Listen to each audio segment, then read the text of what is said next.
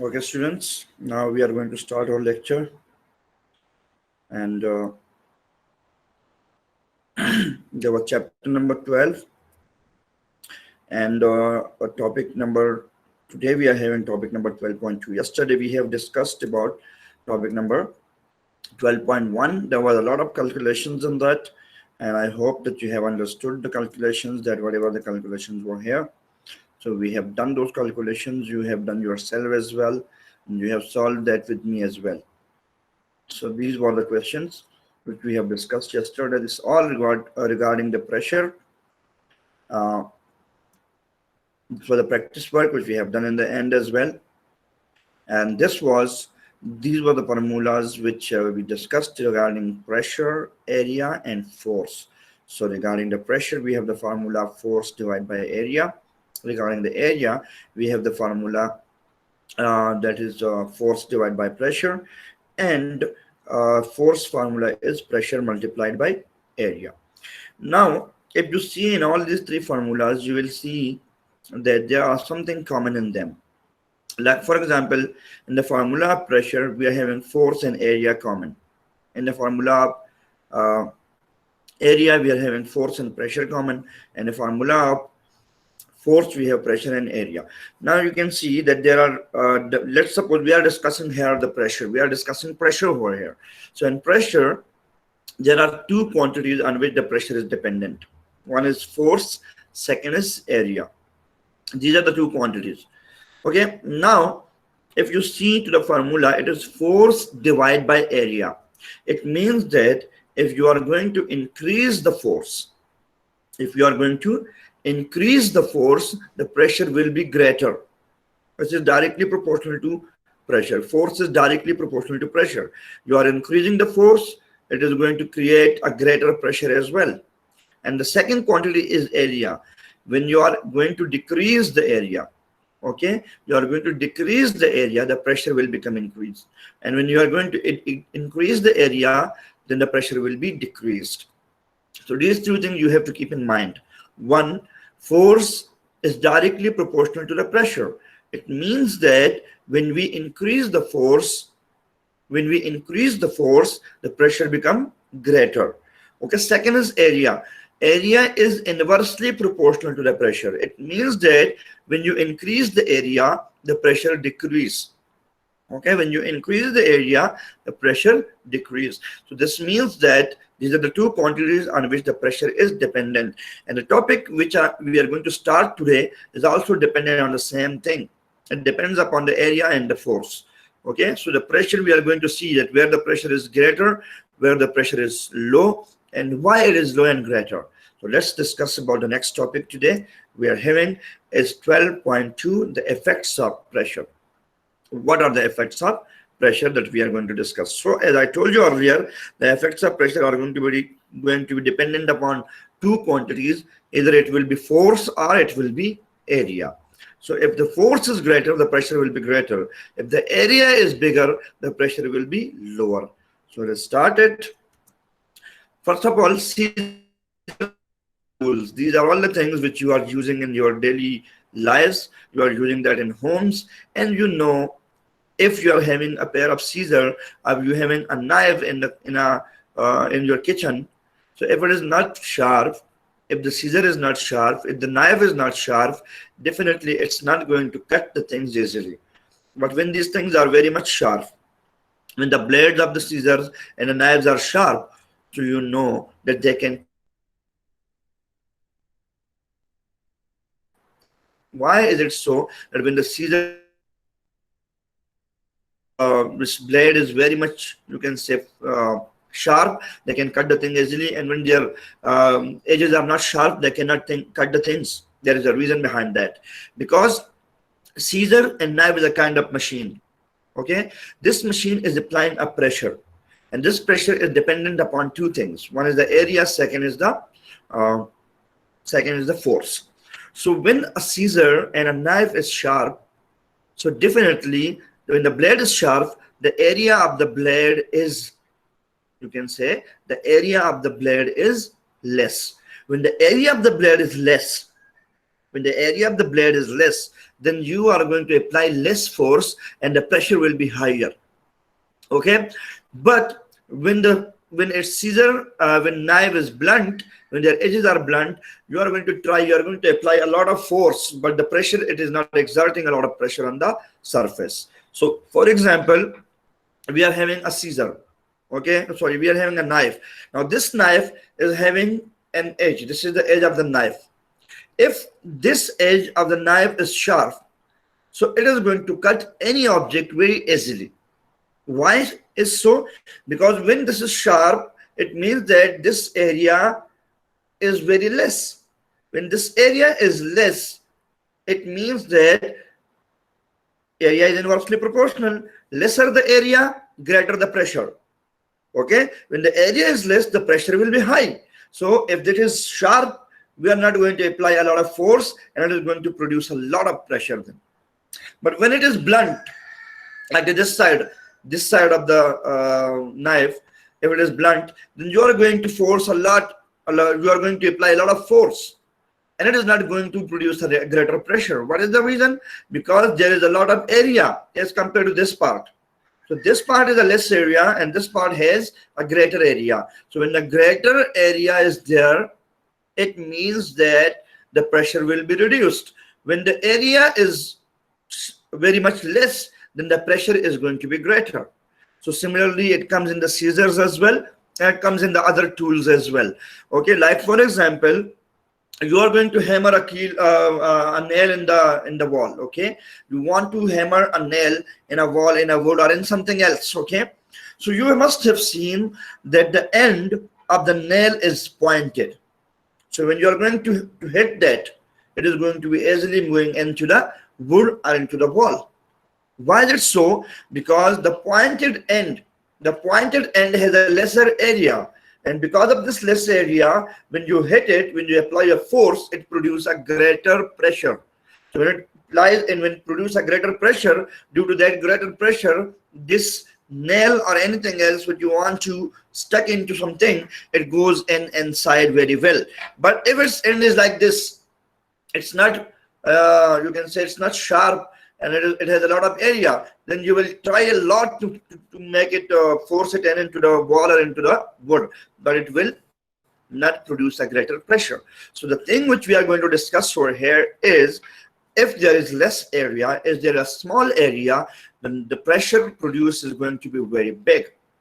If the area is big, then the pressure produced will be very low pressure. So the sharp objects, sharp scissor, the sharp knives, the sharp tool are going to produce a greater pressure, and the blunt scissor, the blunt knife, the blunt tools are going to produce less pressure. So the pressure is produced due to the area. When the area is low, when the area is small, the pressure is greater. When the area is big, the pressure is low. I hope you understand this topic, which is very easy topic, nothing very much difficult in this one. If you have any question right now in this topic, you can ask so that we can move to the next then. Yes, any question from anyone?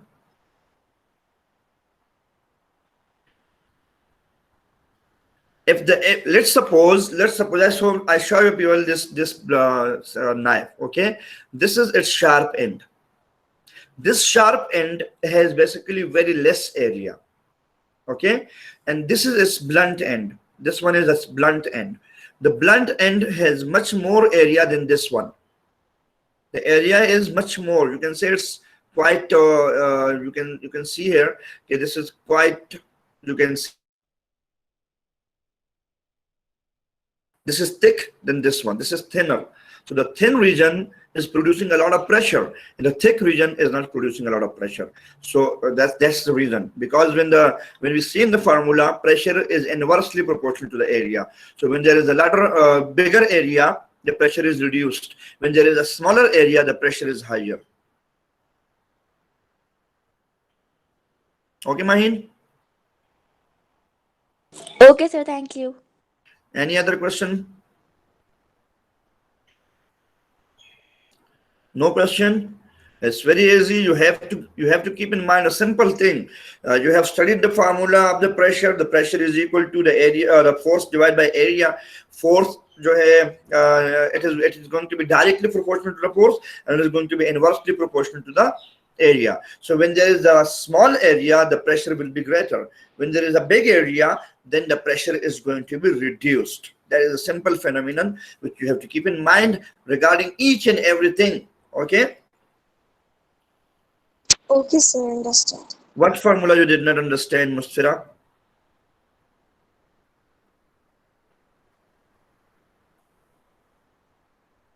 We have discussed three formulas that we discussed yesterday, not today. We have discussed regarding the force, we have discussed regarding the area, we have discussed regarding the pressure, and we have solved questions as well. So were you absent in yesterday's class?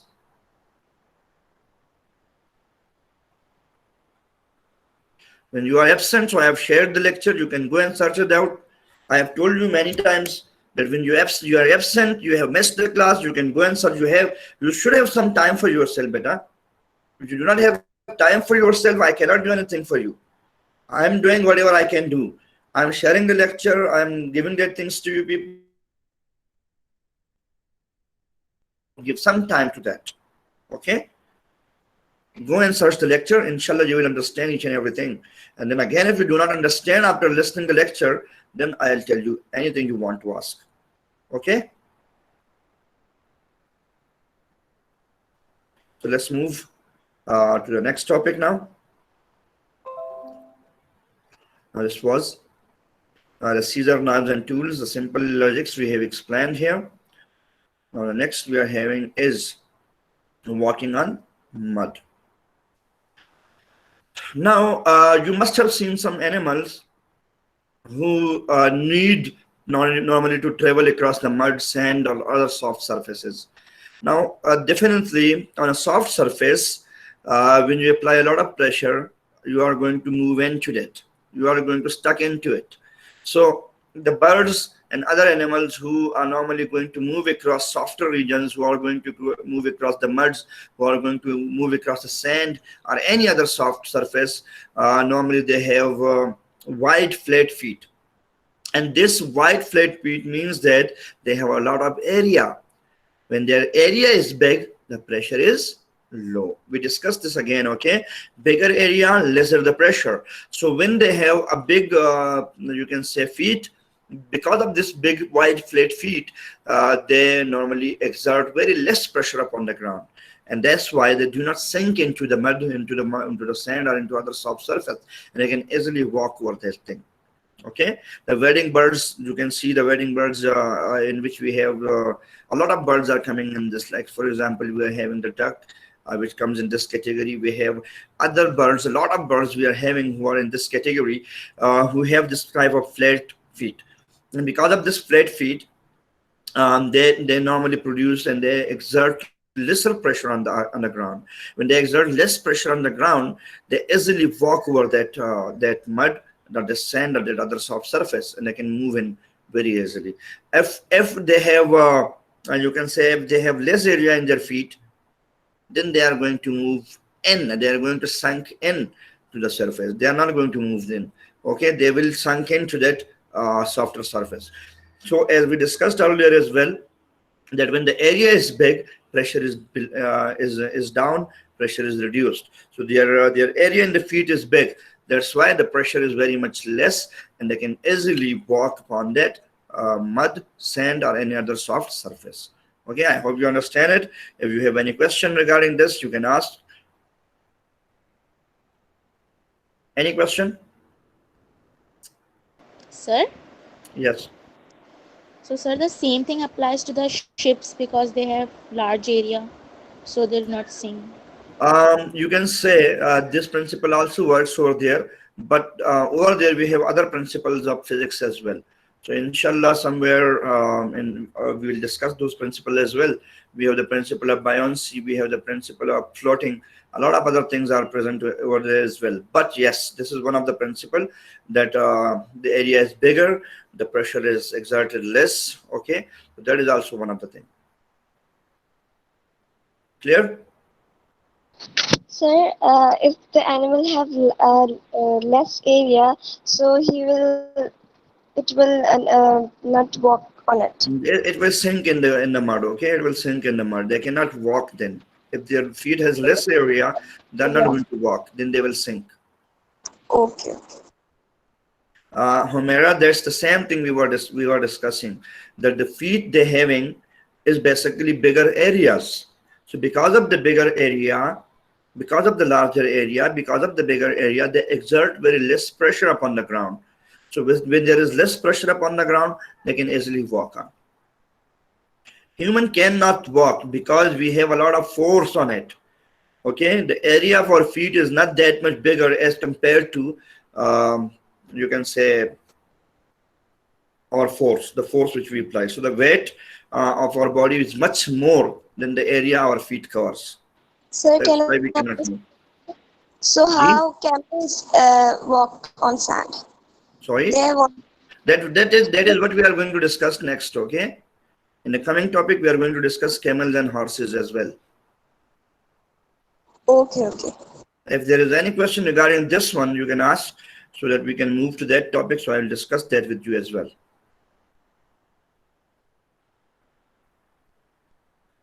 Done? Okay, let's move to the next topic.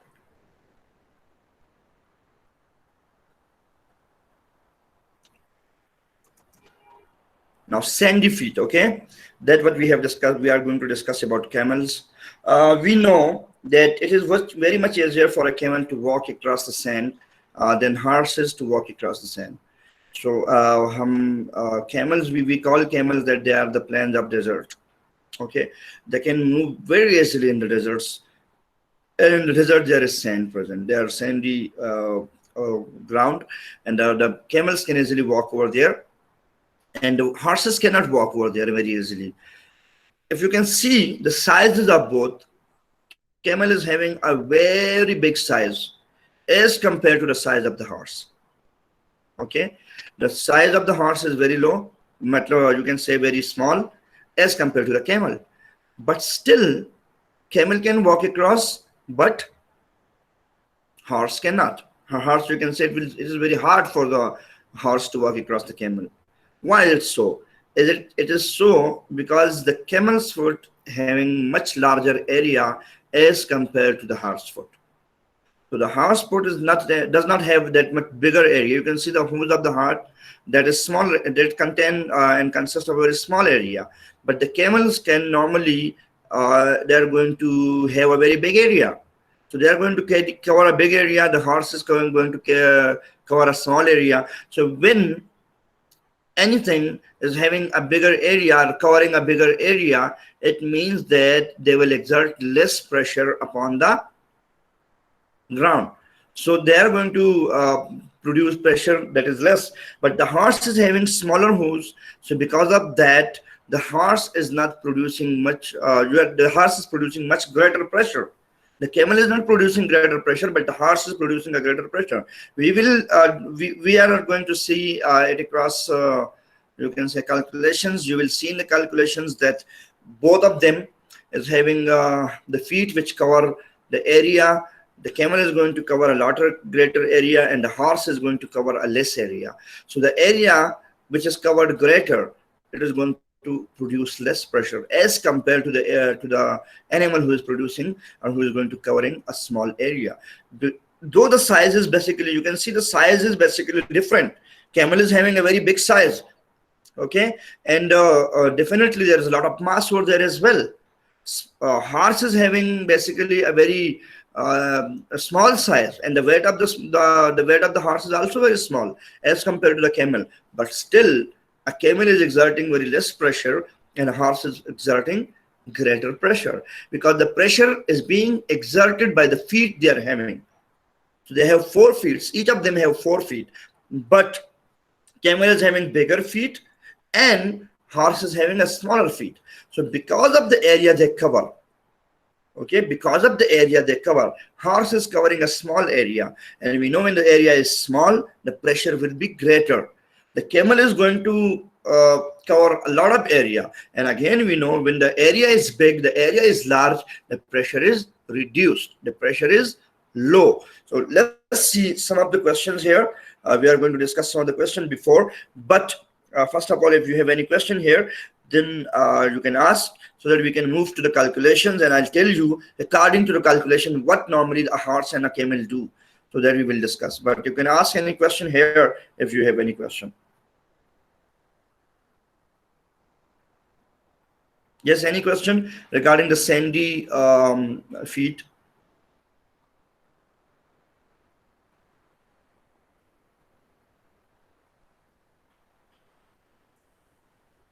Clear?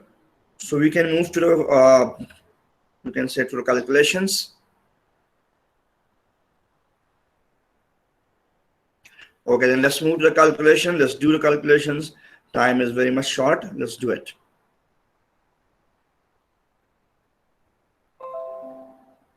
Okay, let's do the calculations now. You should have a calculator as well. Okay, you should have a calculator as well. Now the question given to us says the weight of a camel is 5,000 Newton.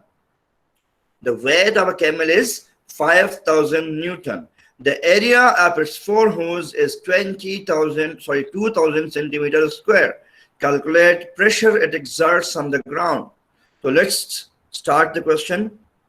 We have a solution given. What is given to us? We have given force. Force is given. That is 5,000 newtons. 5,000 Newton force is given. What is given? What else is given? Area. Area is given. That is 2000 centimeters square. Centimeter square. What is required? Pressure. Pressure is required. What is the formula of pressure? P is equals to F upon A. A P is equal to F upon A. divided by A. So let's put the values. P is equal to F is F is 5,000 and A is 2,000. What is the answer? 2.5. 2.5 Newton per meter. Newton per centimeter. square. Okay, so 2.5. This is the pressure. The camel is exerting a pressure of 2.5 Newton per centimeter square. Keep it in mind, okay? The pressure a camel is exerting upon the ground is 2.5 Newton per centimeter square. Let's move to the second one now. Now we are having the weight of a horse is 4,000 Newton. Definitely the weight of a horse is less than the camel. The area of its four hooves is 400 centimeters square. Again, the area is also less. Calculate the pressure it exerts on the ground. So let's write about the given. What is given? Force is given. Force is 4,000 Newton. newtons. Okay. What else is given? Area. Area is given. 400 centimeters square. 400 centimeters square. Okay. Now, what is required? Pressure. Pressure is required. Again, the formula of the pressure is P P is equals to F divided by A. Divided by A.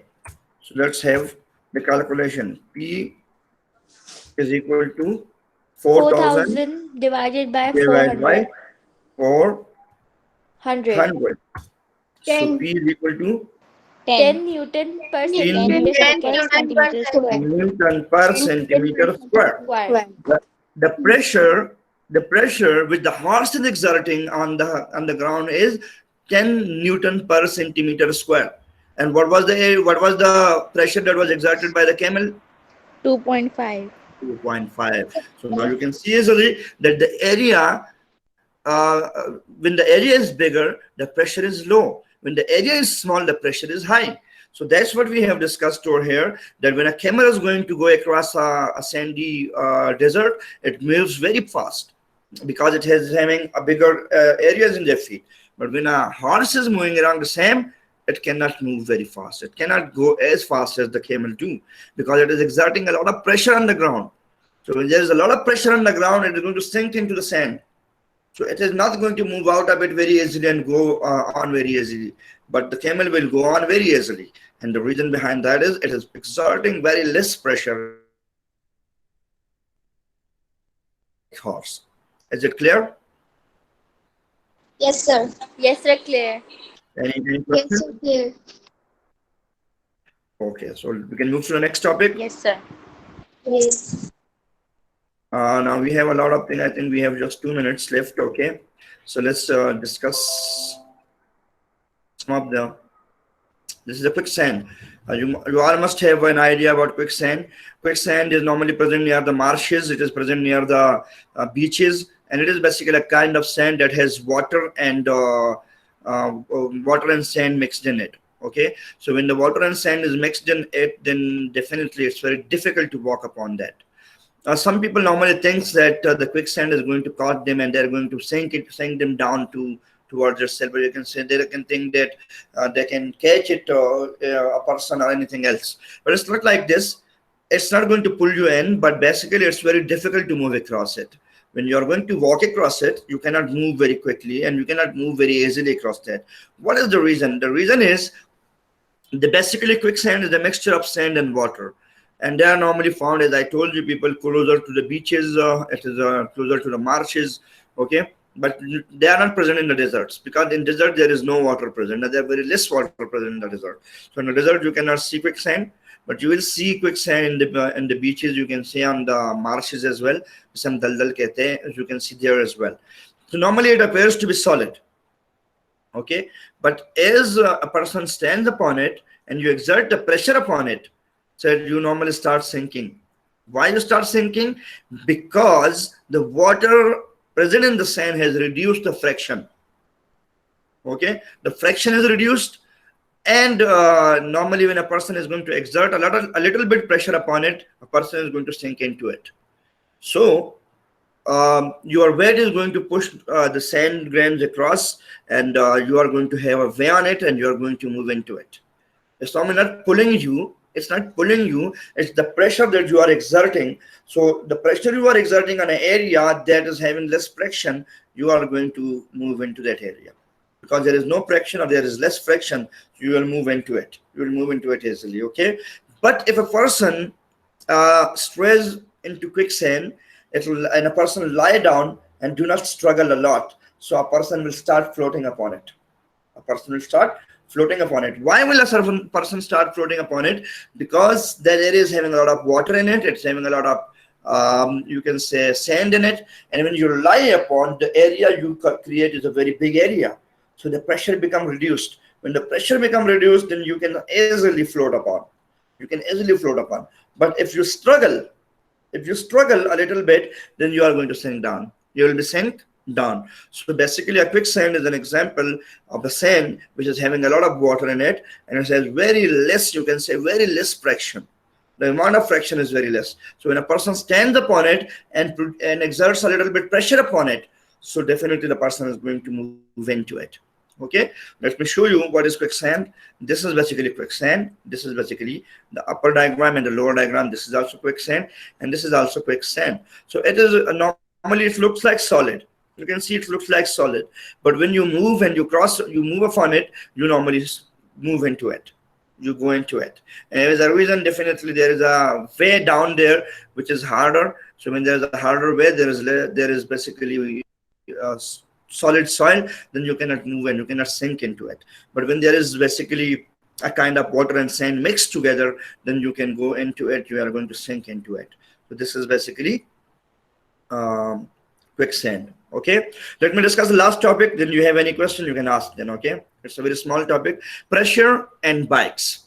So we know that we have multiple types of bikes present across. Okay, some of them are designed basically to move across the mud. Others are designed to move across the roads. So if you have seen the bikes which are designed for the roads, they have much narrower tires. Okay, but those who are designed for off-roading, especially for mountains or for anything like mud and etc., they must be having bigger tires as compared to the bikes who are designed for the roads. So roads bikes have very you can say narrow tires, and the bikes which are designed for the off-roading, they have bigger tires. Okay, they can move easily because of their tires. So let me show you. This is basically this one, the first bike. This bike, it has a bigger tires, and this is designed for off-roading, especially for mountains and etc. And this one having a very, you can say, narrow tire. It is designed for the roads. So on the roads you are going to race upon it, and on the mountains you are going to race upon it. So these are the type of things which we know normally pressure, and the reason again is the same. When there is big area, it is producing less pressure, so you can easily walk across that mud. You are going to cross across the mountains, and the pressure will be less. And when there is a narrow tube, definitely the area is less, when there is a lot of pressure that is going to be exerted. Okay, now if you have any question, you can ask. I think the period time is over. Teacher must be here. So if you want to ask any question, you can ask.